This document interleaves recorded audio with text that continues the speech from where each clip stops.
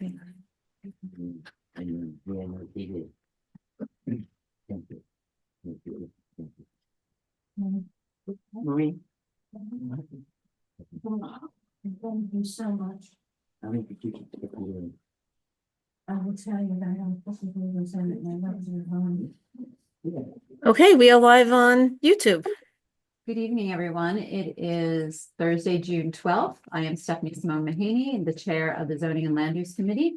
This is a follow-up meeting to two previous meetings, one held on May 14th, the other on June 2nd, to discuss 464 Ovington Avenue and the proposed rezoning from an R3X to an R6A. This evening, we are focused on coming to a recommendation and making a motion. I'd like to ask the committee members if you need any reminders of what the modifications, the building modifications are to the proposed plan. Or are you ready to jump into the discussion? Nothing? Right. I think they're saying, let's go. Okay, well, then I'm just going to put it out there. We've heard from Richard Babel, we've heard from Isa and the rest of the team, as well as from the community. We of course have a decision to make about whether or not to approve this rezoning, and I'd like your input, please.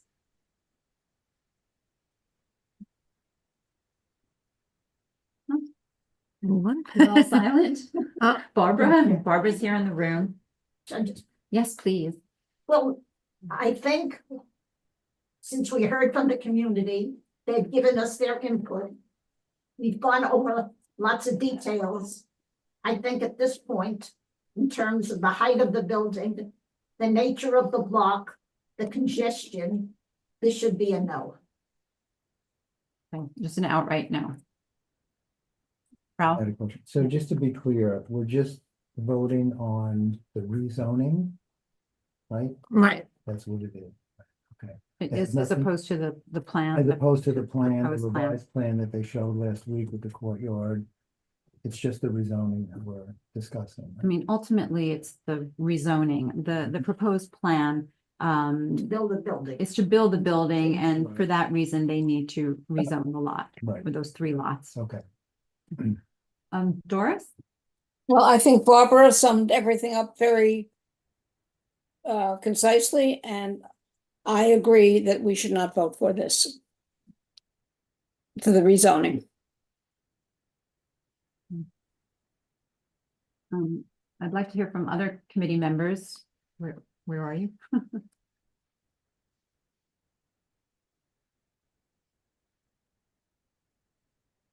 Carmela?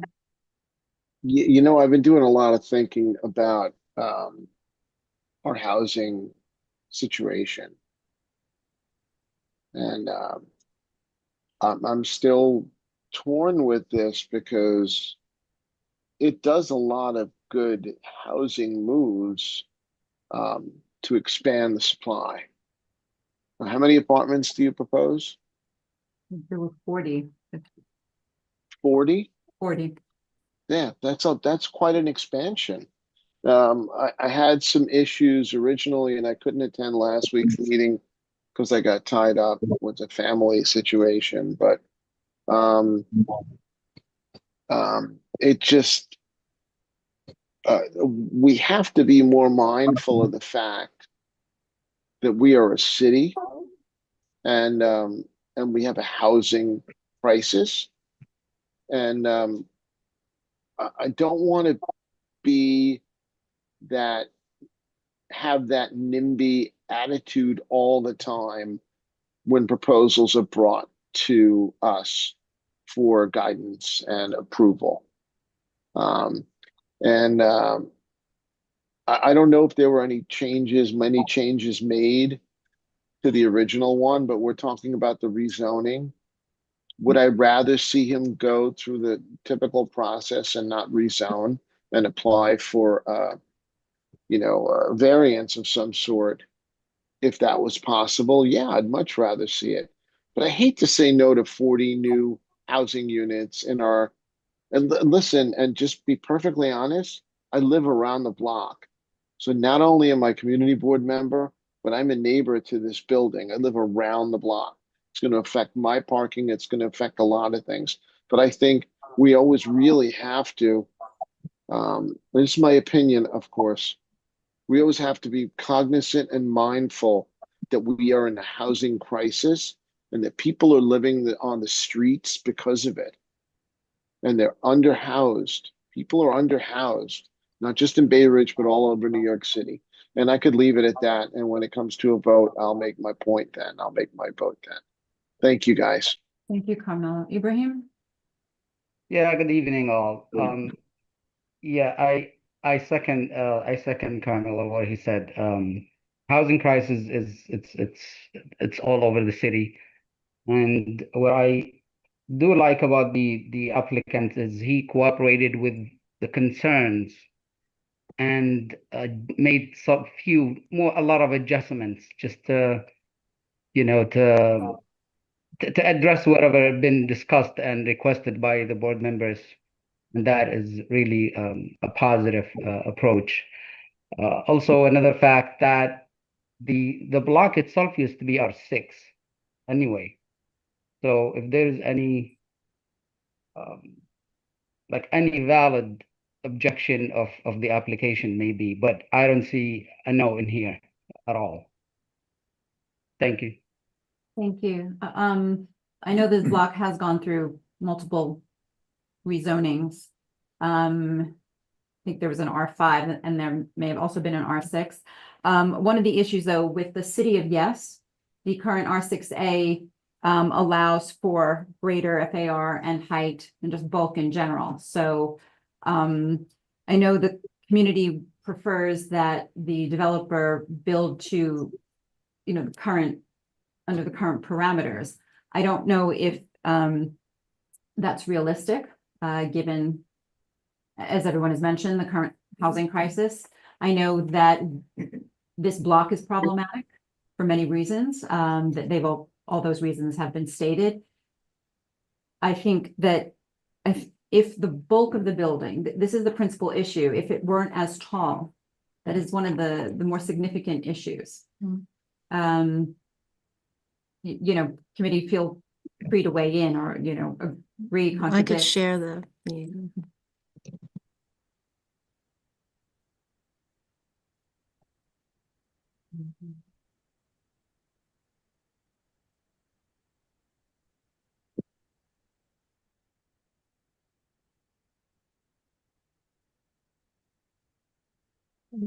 So as you see from the photo, it's Huge. it's very large, even with the modifications, we're still talking about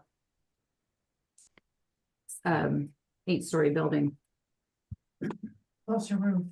Did, Stephanie, did you just want to go for Camelo, some of the changes that, Sure. were made at last meeting? Thank you. I appreciate that.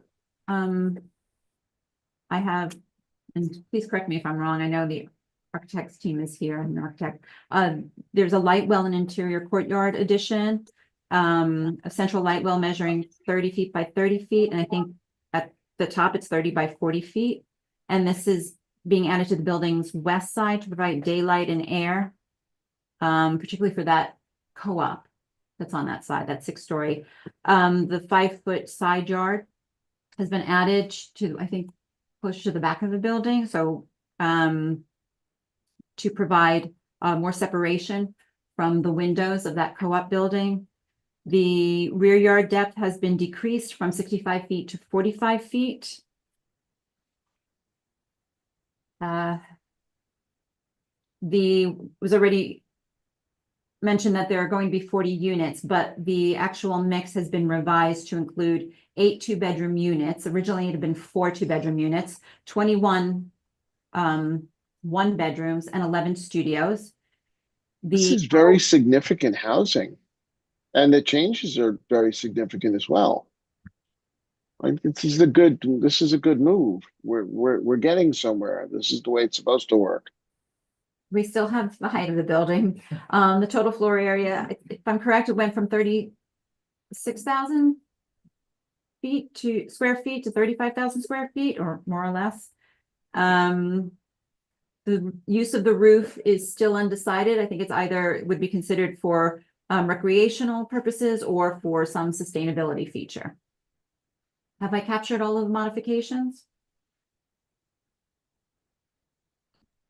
I think you Yeah. did. I mean, I know Fayan is on. If Fayan, if Yes, yes. we didn't capture it. If there was, if I misquoted or misstated anything, please, provide the clarification. Yeah, that was a pretty good summary. Oh, okay. Okay. Good to know. Thank you. Okay, but we're still dealing with the bulk of this building. And I don't know if there is a compromise. Well, So listening to Carmelo and Ibrahim, I feel the same way in the sense that I'm torn because it would be great to have housing. Is there any way that we could vote with a caveat that restricts the height? Or is it just a yes? Well, or no? we're advisory. Because I'm Um, saying I hate to just say no outright. Right. that's Um, an issue. It sends the wrong message, I think, but I'm just wondering if there's some way that we could put a restriction in there or some kind of caveat. I don't even know if that's possible. Yeah, so in a variance application, the variance application is tied to a specific application for a modification. Okay. And it goes through a different agency, the Board of Standards and Appeals, where you can say, recommend a stipulation. Again, we're always advisory, right? Yeah. In a rezoning, once a lot is rezoned, whatever the parameters that are permitted under the zoning resolution, or it becomes a map change, so that whatever the zoning is for those particular lots, that is what you can That's build. what you can build, right? So Yeah. in this case, the applicant is presenting to us, these are his plans for what he hopes to build within those parameters, but the zoning could, the shape, design, look of the building Change, right? Yeah. can change base. So in this case, we have an applicant who is saying, these are my plans. I've adjusted it Right. to respond to community concerns and issues. Right. And so that out the board's, the technicality, the community board's recommendation speaks to that rezoning. And certainly we can add a request Right. or add feedback and comments, however we would. Yeah, I mean, can we add like a signing statement or a advisory statement saying that while this building is larger than we'd appreciate, we recognize that they've made significant changes to the building, to the plan, the original plans as presented, and we also recognize that housing being as unaffordable and unavailable as it is, we're not begrudgingly, but we can come up with some sort of word if we choose to vote in favor of it. But I don't see, I understand, but we can't let the enemy be the you know the story. Pardon me. We just can't make everything be the enemy. It cannot, everything can't be the enemy. There's too many people out there that are in need. I mean, I think what I feel is that the applicant is asking us for a leap of faith, pretty much, right? To vote in favor of it, but he's gonna build what we wanted and what the community wanted. So it would be great to not just have a leap of faith or some trust, but have something that we could fall back on. I don't even know if that's possible. Barbara? Well, from what I hear, that he's not gonna budge in terms of the height, which to me is the most important issue. You mean He in terms did of give height? way with the 2 bedrooms, etc. But if you look at the size of the apartments, they're very, very, very, very tiny. I don't know who's going to pay 2,200 for a 1-bedroom the size of a postage stamp. I mean, the whole thing is somewhat illusion.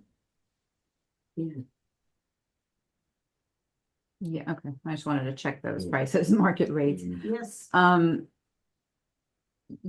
Yeah, the height continues to be a persistent issue. It's about the bulk.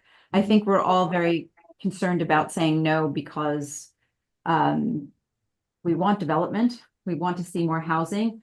As Ralph said, it's a it's a leap of faith. It's also, it's a big ask. We're moving from an R3X to an R6A with no compromise in between. I'm going to ask if you've considered an R6D. It's one of the newer, it's the new zoning district that I think was created under City of Yes. And have you explored that? I could start, and then I don't know, George and Issa, if you want to add anything. We, at the time that we started this proposal, that zoning district didn't exist, and we haven't actually, we haven't looked at that zoning district yet. You know, I just want to add that this is a, you know, the ULURP is a long process, and Issa, who's here, part of the community, has started to make the changes based on community outreach, but the community board can condition any sort of approval or recommendation. They could condition it on certain aspects. So we have not looked at an R6D for this property yet. It did not exist at the time that we applied at city planning, but that could be part of a community board recommendation. Okay.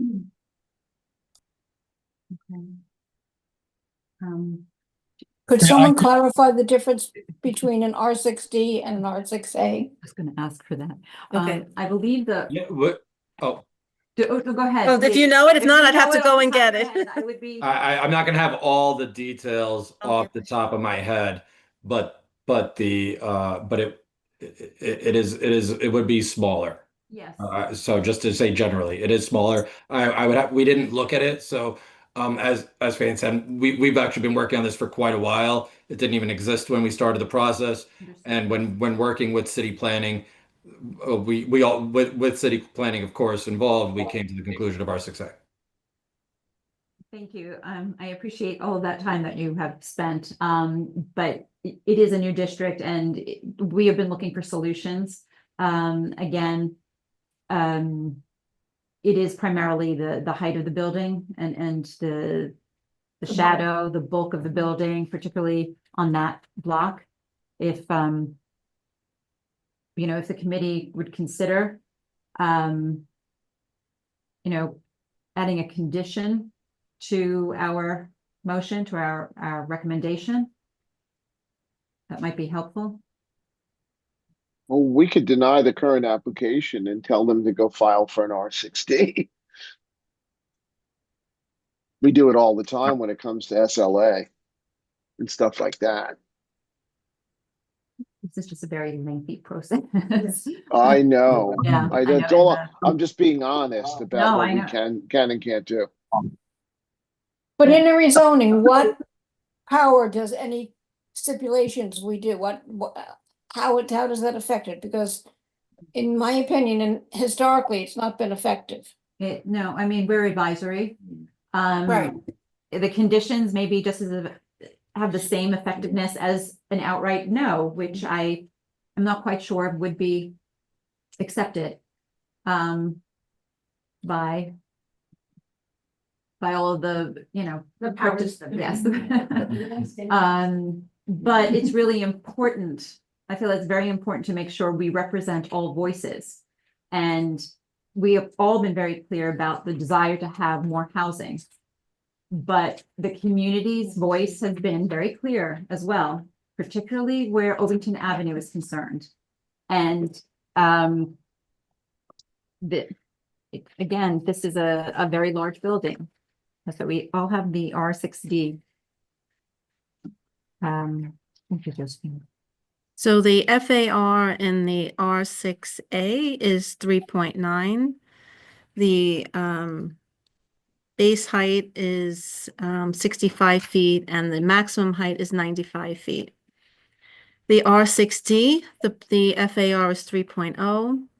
The proposed base height is 55 feet, so it's 10 feet lower in base height, and maximum height is 75 feet, which is about 20 feet lower. It's just a little. Right, and then 10 feet lower than the proposed building plan. What is proposed for the max height in the current building plan?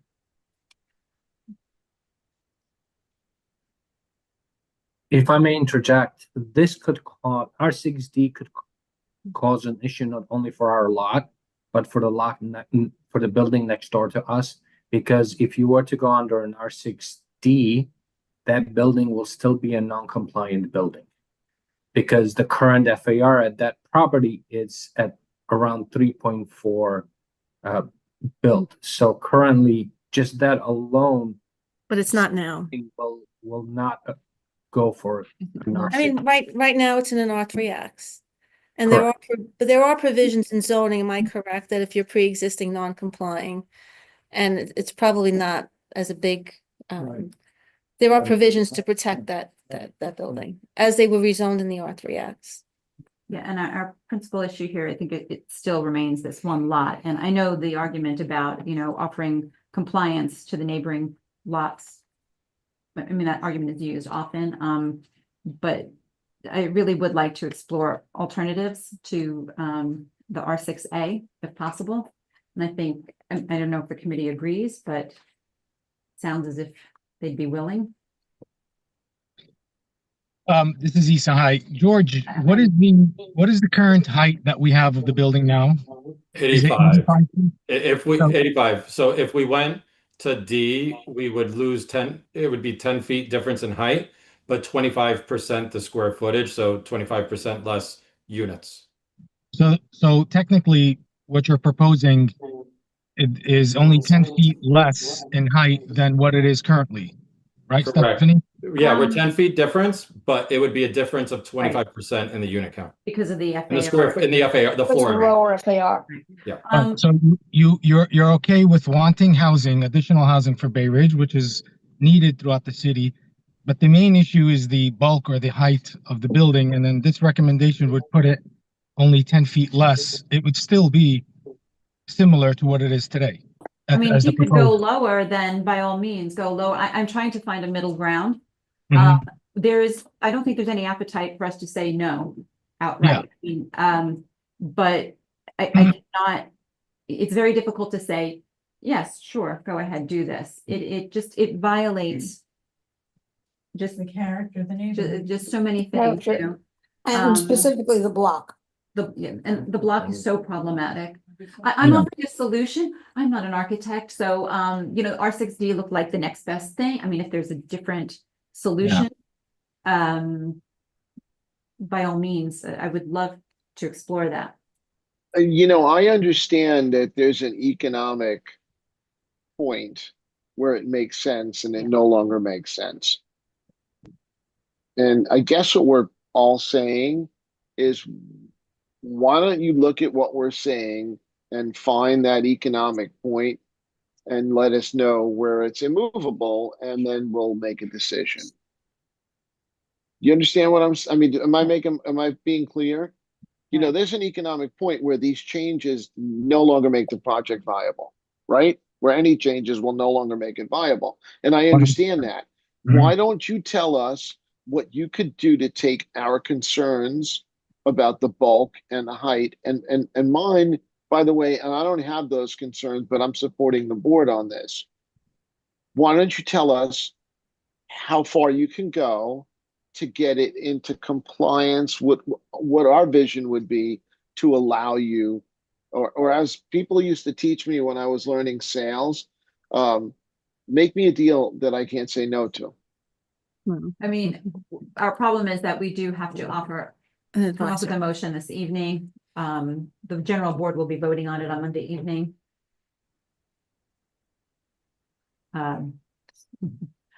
So we really do need a a motion. motion. Are we allowed to speak at all today? I can't, I have to get them. So We'll do a motion, and then when we have discussion, we'll open it up. before we vote. Okay. Committee recommendations for a motion? I'm willing to make the motion to deny the application to rezone this and to allow an 85-foot building. Although I would recommend that the applicant consider an R60, which would give them more than the currently allowed under the R3X, but would be more compatible with the community. Will any other committee member second that? Yes, I would. Oh, okay. So now discussion. Okay. Oh. Discussion. Committee members first. Ralph. Okay, so I just want to be clear, the motion is to say no, Yes. but we want them to explore R6D. No, Is this no. was this a? I'm sorry, just I want to be clear Yeah, as yeah, well. yeah. Doris, was this a flat out no? No with there conditions? No, well, I would say no, but we would like him to explore the R6D. Okay, so Yes. there are conditions. I just want to Yes. make sure. So Yes, no with sorry if I It's a wasn't clear. no, but no, I just, No, but, yes. that's on me. It's a no, but. Okay. No, but with the proviso that they explore the newer density. So does the motion then explain the community concerns, need for housing, and the desire to explore the possibility of an R60? I'm just not clear. Yeah, no, yes, I believe there, in our community, we need housing. I actually believe we need a better mix than so many studios, but we need more housing. But I think the R6A with a height of 85 feet is not appropriate for this block. And so I would ask them to explore an R6D, which although would be a lower height, but more consistent with other things in the community. Okay, got it. Okay, thank you. Now discussion. Any other board member discussion? Any other board members like to comment? I think this is a good suggestion. It shows that we're agreeable to some extent. Thank you, Barbara. Okay, do you want this? All right, Public? public. Do Okay. you have anyone online actually, or just Victoria? I want people to start thinking about affordability. There's not a problem with enough units in the city, there's a problem with affordability. The inclusionary housing is more expensive than our housing. We are actually driving up the prices with these apartments every square inch. Which means all of our property values are going up, all of our taxes are going up, and the rents. This is not affordable housing for our neighbors. Barbara, you said it's a very high rent, there's a reason. Right. Every square inch is being pushed, so we're also hurting our affordability. When the woman next door that lives in the building was here the first meeting, she was here, I was online. She said, I moved here because Oh. Bay Ridge is the last bastion of affordable housing in the city, and this is actually doing the opposite of that. That's my concern. Okay, we do have online, Yeah. Nick? Nick, I'm going to, you should be able to unmute now.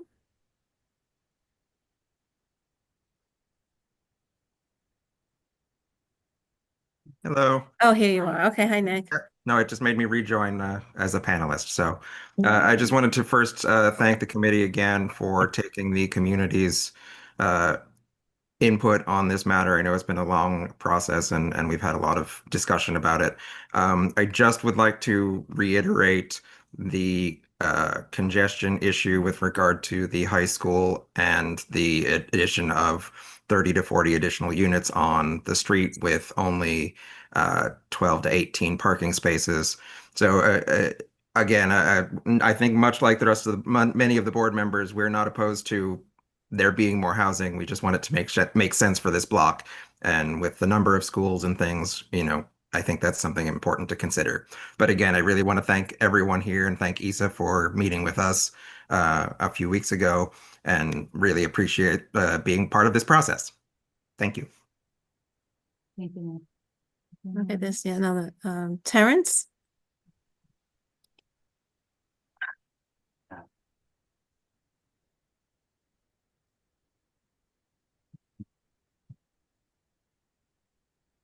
Terrence, you should be able to unmute now. Okay. Okay, you can hear me? Yeah. Yes. Yeah, all right. Right. Yeah, Nick actually kind of covered what I wanted to say to some degree, which is that I really appreciated Isa and George sitting with us and talking, making accommodations for concerns that we had. I do think that, as I've said before, that the height and size of the building toward the block, when you consider the amount of activity that's on the block with the high. Wait, we're losing you. Terrence, we're losing you. I'm sorry. Could you repeat that? Can you hear me now? Yes. Okay. So I just want to reiterate the amount of congestion that would be occurring on a daily basis, particularly during the school year. I would like to see that lot developed. I would like to see a building there with people living in it. Absolutely. The scale of it is the concern. And I'd like to see an accommodation on the scale, but also at the same time, I want it to be something that's profitable for ISA. And that I think involves discussion between us and ISA again, especially, and considering the other option of that new zoning. So that's kind of where I stand now. I mean, progress is progress. And also in terms of affordability, if these units are going to be priced at higher than normal Bay Ridge prices, that's not expanding housing supply in the affordable zone. It's expanding housing supply, but not in the affordable area. And so that's got to be considered. And that's all I have to say. But I have appreciated that there's been a dialogue and a reasonableness in terms of trying to accommodate both sides. Thank you. Anyone else from the, yes. I just want to say one thing, and I've heard it said a lot, and I find it a little odd. Let's all be really clear that if we expand supply, affordability will come with expanding supply. If someone puts an apartment on the market, I am a landlord. If I put an apartment on the market for over a market rate and I'm not offering anything better, no one's going to pay for it, especially when there's more supply. So I don't buy into the, not all supply is going to do better for us. We need more supply. And I don't want to come down on anyone for it. I've heard that a lot. We need just an expansion of supply. And we've been fighting it for decades. And it's not anyone's fault here in this room. Am I still on mic? Yeah. Right. Oh, this is Terrence. When I was in Fort Greene, they expanded supply in Fort Greene dramatically, and prices went up, up, up, up. They did not go down. They went up. Because the demand was there. That's not necessarily, I understand. I worked on Wall Street for 15 years. I know supply and demand and how it's supposed to work. But when I see the examples in the city, that isn't what's happened. Prices went up in areas that got developed. And we've read reports to that. And I think there are multiple factors that interrupt the simple supply and demand model. We are clearly seeing a rise in rents evidenced by what is being proposed. I have, the market rates. And community members have said over and over again that those are higher than current affordable options. But again, we're not denying or wanting to deny housing, the ability to build. That's the applicant. Do you want to respond? I'm sorry. Yeah, I actually wanted to bring something to the table when we're discussing R6A, R6D, besides the 10-foot reduction in height, losing 25% of FAR is substantial. Given that this building would be giving 25% on affordable housing, financially, that could be detrimental to the project. That might not allow the project to move forward, losing 25% of FAR, buildable square footage. So I think that that's something that maybe if it was to be a conversation between possibly lowering the bulkhead, then we could entertain that so long as we're staying within the same zoning that we proposed, given that we have spent a year and a half on this process and project. And then additionally, R6D has yet to be approved by the city. So there's multiple factors that go into this that I think would be detrimental to this project. Yeah, I'm sorry, I'm confused. I thought the R60 was approved with City of Yes. That was approved and voted on. You're saying it wasn't? I mean, it hasn't become, I would say, 100%. If you were to research it right now, it would not show up on their on the city planning on their website as of yet, because I think they're still working on all the nitty-gritty details of the zone. I mean, if you had an option where we say, build us a building, not us, the community, 6 stories, and don't go past 6 stories, but there is no, we don't have the tools. And the recommendation here, what I hear what the committee is saying is they cannot accept the bulk of this building, the height of this building. We're exploring ways to reach a compromise so that additional housing can be created.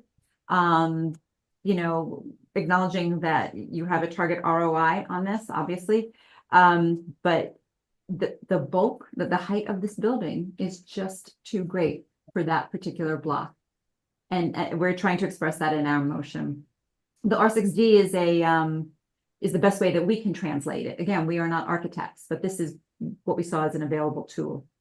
I mean, it could be motion to say yes, but on a, let's say, 6-story building versus no, look at R60.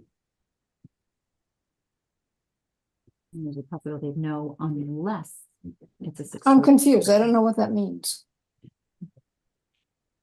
You just countered.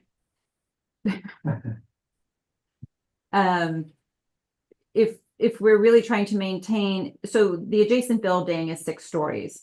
And if the building were to remain within that, height parameter Footprint. that's the suggestion. The R6D puts them into a particular box. If we agree to it as proposed, not by the committee, but the alternative, I don't know that we would go for a yes, but a no, unless the building were only 6 stories. However, that actually approves, the committee would be approving the R6A. Does that make sense? We would be denying it unless it was changed to a 6-story building. Mm-hmm. Like we do when we do SLA applications. For lack of a better analogy, yes. Yeah. This is Isahari. I'm not sure how that would affect the current light well proposal that we put in. But I would assume, and George, you can answer on that it would affect that.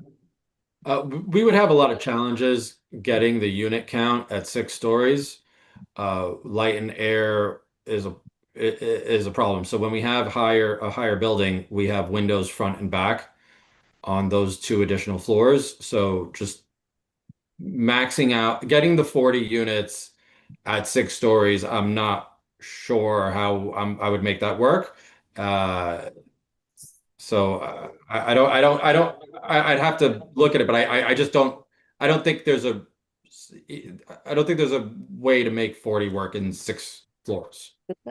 And you're committed to the 40? I mean, ultimately what we're saying here is we want housing, but we don't necessarily need to have the 40. That's us. I mean, I know you have a different optic, but that goes with the request to reduce the height of the building. I didn't necessarily, or I don't think we necessarily assumed that you were gonna have to make those units even smaller. We recognize there would have to be a reduction in the number of units.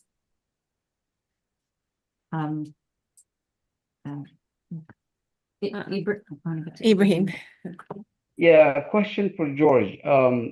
The setback, because everybody's worrying about the height. Now the setback on the 6th floor, what's the setback? Is it 10 feet or 20 feet back? It's 10 feet from the front wall, and that's 20, give me 1 second, 20 feet from the property line, 20 or 25, give me a second.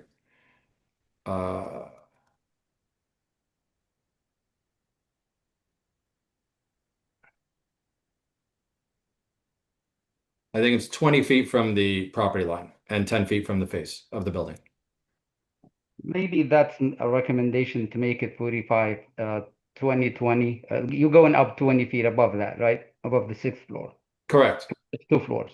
Correct. But Correct. going back only 10 feet, which is going to be very visible from the street. So if the recommendation for the height to make it 20, so you're going up 20 and you're going back 20, that maybe will help in the bulk of the building, and you could make it up on the rear yard because you still have a lot of rear yard. I don't know if the board will agree, instead of going back 10 feet, but go back 20 feet instead for these 2 floors.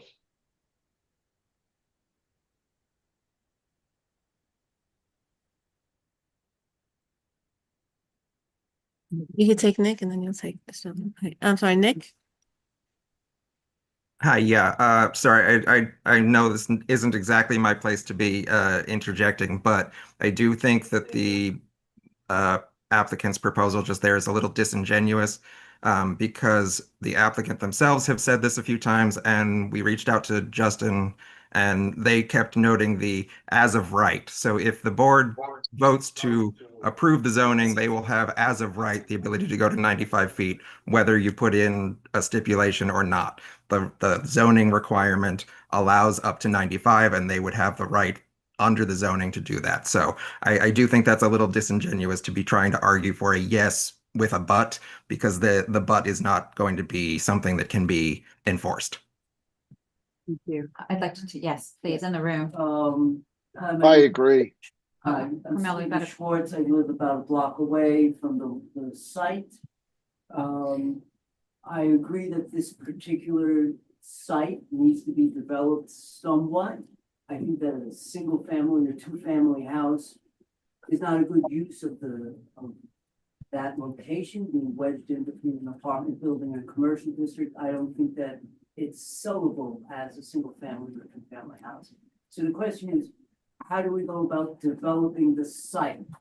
So I'm not against developing the site. I have qualms about the bulk and the height and everything else.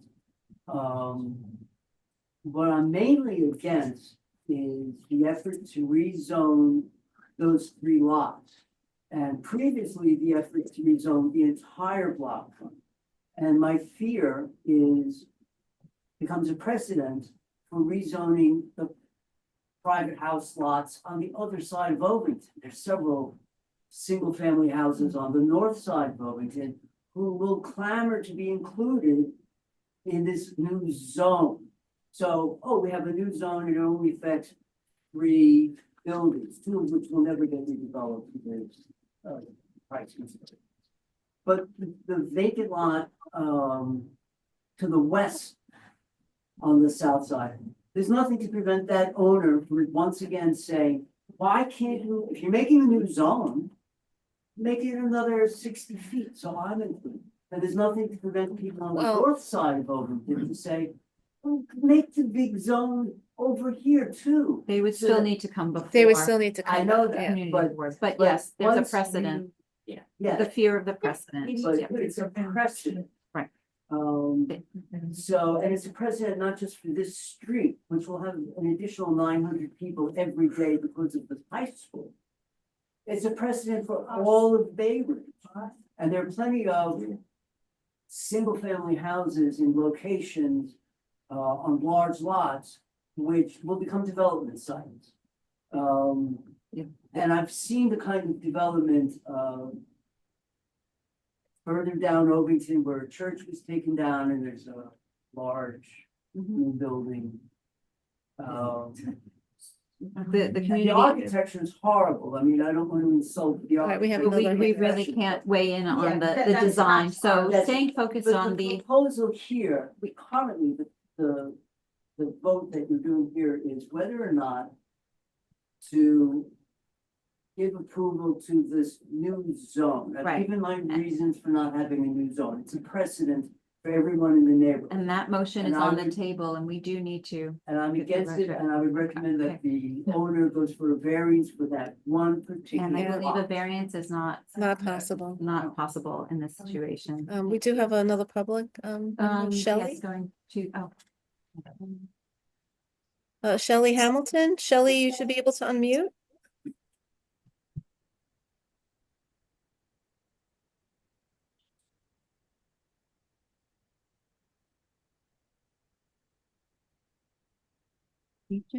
Steve's here. Oh. Sorry, multiple steps. Can you hear me now? Yes, we can hear you, Shelley. Okay, sorry. I was just reiterating that my fellow colleagues on the board really hit the points home that I had made initially and wanted to say here. So thanks for acknowledging me. I just wanted to reiterate the affordability issue, the family housing issue, and 40 units is a lot. I'm repeating everything everyone said. We do have a lot of undeveloped lots. So my thought process is, why not go big on one project? Why not go small to medium on a project and then build out the community throughout the rest of the empty lots as profitability grows over the years, instead of trying for something that is so large and seems somewhat unattainable and grotesquely large for this block. That's really my only comment. thank you, Joe. Any other committee members? I know we've had Ralph. I just wanted to go back to what Victoria talked about with the price of the apartments and the affordability. It's actually driving up costs. Right, because I agree 100% that the pricing is outrageous for this area. But I don't think we can control that, right? I mean, for the market rate apartments, if you wanted to charge 8,000 Right. a month, he could, Right. right? So we can't. Market rate. Unfortunately, that's not in our control, right? What's the Market gain for rate. the community then? So- If you're breaking the zone and you do this, what do we gain? Yeah, What do we gain? yeah. So Yeah. we are, Make look- everyone's- obviously the balance between the housing and then this particular building, but we're looking at the zoning in particular. Yeah. Committee members, anything, remember now there's a motion on the floor. It's to deny the R6A, but with the conditions to explore other options, specifically the R6D, if that's viable option. Enumerating all of our concerns as a committee and the community's concerns, to emphasize that we do need housing. Perhaps a better mix is needed, but for this particular site, this particular block, the R6A is not appropriate. I am telling you everything that we discussed. I have additional comments from the community, the particulars to flesh out the explanation here. Any other comments about that motion before we vote? Call the question. So then, Oh, Steve. Steve, Oh, Steve, you're on mute. Yeah, just, would you please repeat the question before we vote on the motion? it? Yes, The motion is, okay, the motion is to deny the R6A, I'm sorry, say that again? to deny the Just rezoning to an repeat that, R6A. I didn't get it. Can you not hear Steve? I saw him before. Oh, he's frozen. I'm hearing you, but We didn't somehow it hear- just cut out. I just want to hear what the motion is. Hold on. Can you hear me? Can you hear me? We can hear you, but can you hear me? I can, but I would just I just want the exact motion read, that's all. Okay, what I have based on my notes, so it'll sound different, but the motion is to deny the, why am I saying no? Can you hear me? I'm saying no because I want to hear the motion. I don't want to hear an interpretation of the motion. I want to hear the motion. Oh, that is the motion. But I misunderstood. I made the motion. Doris? Doris, Yes. will you make the motion, please? Yes, I did. I made a motion that the community understands there's a need for housing, but R6A is inappropriate, and we believe the developer should explore the R6D. So we should deny the R6A, acknowledge the need for housing, and look at R6D. Excellent. Second. And that was the seconded motion. Steve, did you get that? I got it. Okay. Calling the question. All in favor?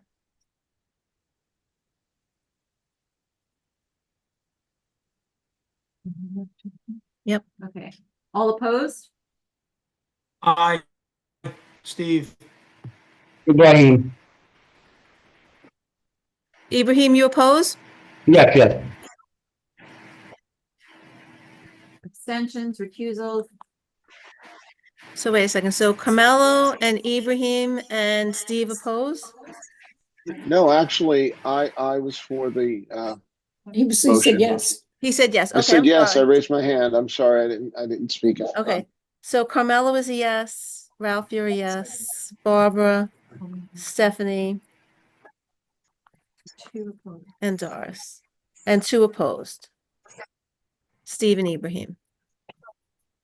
All right. Thank you. That will be presented to the general board on Monday evening, June 16th. Thank you, Isa, George, Dan. Still here. Thank you. And thank you to the It's been board very for the difficult. work. We appreciate your time. We very much appreciate your working with the residents. You're welcome, of course. Thank you. Okay. Okay. I do need to just address 2 other matters with the committee, but everyone else is, you're free to stay, you're free to go. I just wanted to remind you that several months ago, I had mentioned that the mayor had convened a New York City Charter Revision Commission. There have been hearings all along. I sat through, or I watched a 3-hour testimony. One of the most salient issues is the issue of member deference. If you're all familiar with the ULURP process, that's really the last say is with the council member. This commission is really seeking to change the whole ULURP process, particularly member deference, that they're trying to remove or change the council member's ability to be the last say, to take away the local influence from the decision-making process. There are other hearings that are coming up. I don't know when this will be voted on, but I just wanted to make the committee aware of it because it's a concern.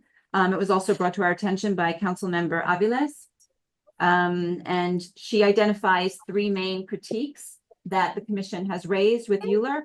One, that there's too much process for small projects and for housing projects with proposed affordable housing. The second one is member deference deters projects altogether in certain districts and decreases the size of projects overall. And 3, the process delays and limits activation of city-owned land for affordable housing. So those are the main issues. Moving on to the last agenda item or issue, I wanted to remind you again about the landmarking list. Please feel free to send me all of your photos, input, ideas about the local buildings that you would like to see landmarked or explored for landmarking. The other part of the good news or happier news, I was speaking with Ralph and he told me that 2025 marks the 100th anniversary of the Art Deco movement. And we've been discussing, I guess Ralph, for all intents and purposes has volunteered to, to identify many of the Art Deco buildings in CB10. And we're looking at putting them on the CB10 website with a little blurb with each building for the community to explore so that they can walk through the neighborhood and identify these beautiful buildings. Fabulous. Thanks, Ralph. And Excellent suggestion. we did reach out to the Bay Ridge Historical Society. I know Victoria's here and Victoria's here. okay. Well, Oh, Carol, okay. I have one. So we're going to be working on a tour in the fall. In the fall. Yes. So Victoria, you're welcome to share all of your I'll take your time. okay. So Steve, you still have your hand up, or was that just, that's a, I'll put it down, sorry.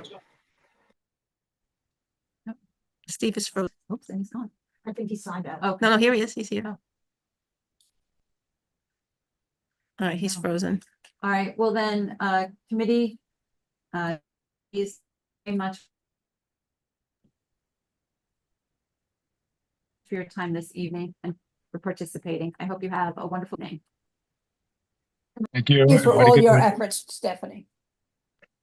Thank you. Good night.